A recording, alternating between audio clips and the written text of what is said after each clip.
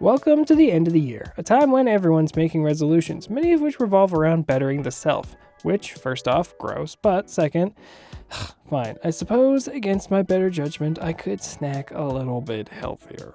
Look, I'm a snacking fiend, but much like Martin Short in that show where he murders buildings or something, I'm a big fan of dips and chips. There's gotta be like a healthy version of that, right? Hummus. It's a dip or maybe a schmear? I don't know. Doesn't matter, because we're making it.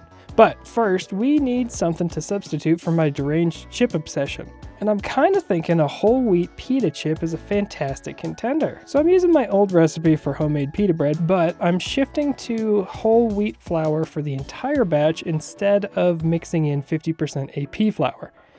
Pita bread starts with 1 cup of water warmed ever so lovingly by our good friend Luke, 2 teaspoons of yeast, a little bit of sugar, and about a tablespoon or so of vital wheat gluten, since apparently whole wheat stuff has a harder time forming gluten than all-purpose.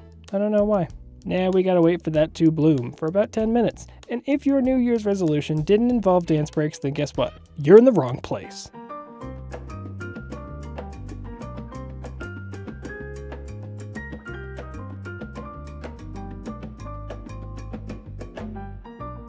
Alright, since I've just wrapped up my contemplations on life, the universe, and everything, it's time to toss in 3 cups of whole wheat flour and a little bit of salt. Just for chuckles and ha-has, and because the recipe calls for it, let's also toss in 2 tablespoons of olive oil. And by the way, my mom taught me this recently, a splash of lemon juice is supposed to help cut down on the whole wheat flour's inherent bitterness, which was likely stoked in the flames of AP flour just being generally way better tasting and much better for the vast majority of baked goods. Look, I don't take sides, wheat flour, I'm just pointing out facts. I'm going to give this a knead using this cool squash and stretch method I learned from a video on how to do animations. Then we're going to cover it and let it rest for 1 hour until it's doublet in size. As is so often the case, time marches on, and would you look at that, our dough is ready. We're dividing this into 8 evenish portions. Look, I never said that my resolutions were to make my portions even in the future, so calm down. We're going to ball those up and let them rest on a floured work surface to proof for another 20 or 30 minutes or so while they're covered. Alright, that's going, so let's rev up those fryers because I am one hungry customer. And by fryers I mean oven, and by customer I mean 500 Fahrenheit, and place a cast iron skillet or pizza pan in the oven to preheat with it. What about that sentence is confusing to you?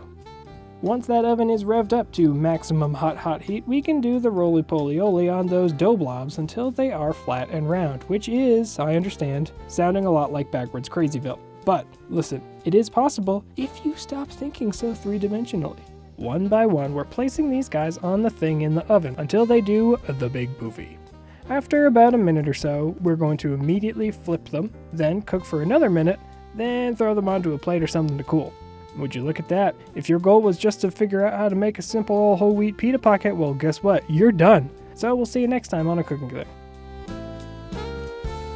But wait, there's more! Back with a special TV offer is me. I'm going to turn this oven down to 300 Fahrenheit. We're going to chop these pitas into quarters, toss them onto a baking pan, and let them cook for 25-ish minutes or so until they start to get a little bit crunchy. Then, as we've done surprisingly often lately, we're going to turn off the oven and pop open the door while they're still in there and allow them to cool and dry out even more, which will result in this, a flawless pita chip that is the crunchy consistency of your lizard brain's wildest dreams.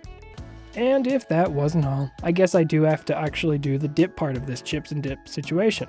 But wait, what is the extreme nacho cheese Dorito version of the hummus? Well, it doesn't exist, so stop asking. But you can go a little bit crazy with your hummus flavors, and that's exactly what we're going to do by first chopping up 2 red onions and some garlic, drizzling on a little bit of olive oil and maybe some salt, and roasting them in the oven until they've developed a nice char. Once that's done, you can see my public enemy number 2, the food processor, right behind parchment paper, is eagerly awaiting 30 ounces of drained chickpeas and a half a cup of tahini. And look at how serious I am about this health thing. Or whatever. Vegetables are sitting right there, waiting to be dipped and eaten by me. I am so healthy. Anyway, we're adding that roasted garlic, the juice of a lemon, which I do recommend going a little bit extra on, but that's just me, I like a sour kick, and we're adding salt, before mercilessly blending these lumpy tan monstrosities into a waiting deliciousness. Now right here, you just add a little bit of olive oil and you got yourself a normal hummus. But we're first adding our roasted red peppers, thus overfilling my food processor once again. And we're gonna add a little bit of water to keep things moving and likely grooving, just like Shelvis, the king of pop. But it's like a like a bubble that's popping. Get it? Because he's underwater, right? Editor, cut that out the very second it's funny. Editor. With all that starting to blend together, we need to slowly drizzle in a 1/4 cup of I Love oil, the most healthiest of oils and definitely the one with the closest ties to a dirty martini, despite the vast difference in taste and health benefits. It's like when I see my cousin, and I know we have this family thing in common, but I don't fully understand why, even in their 30s, they can't stop smashing mailboxes with a bat while hanging outside the window of their best friend's ride, trying to holler at me. Are they a scrub or am I no Superman? I think I might have lost my joke there. Oh well, I'll find it sometime next year. Haha, get it? 'Cause it's the same joke that everyone makes every New Year's. Okay, well, we've really lost the plot. So, fireworks. Pew pew pew, that's me, because I added smoked paprika to this hummus. And I'll tell you what, I'm quite happy with how this came out.